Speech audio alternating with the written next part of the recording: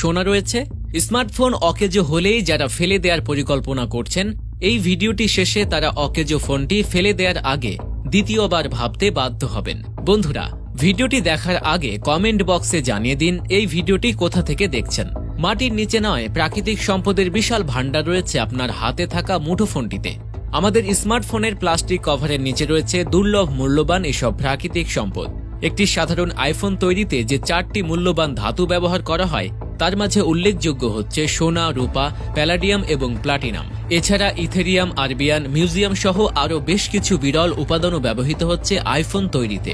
এতটুকু শোনার পর যে কেউই এখন অনুমান করতে পারবেন কেন আইফোনের দাম অন্যান্য ফোনের তুলনায় এত বেশি।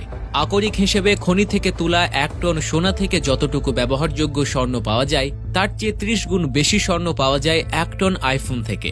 এভাবে শুধু স্বর্ণ নয়, প্রতিটি ধাতুর প্রাচুর্য রয়েছে ফোনের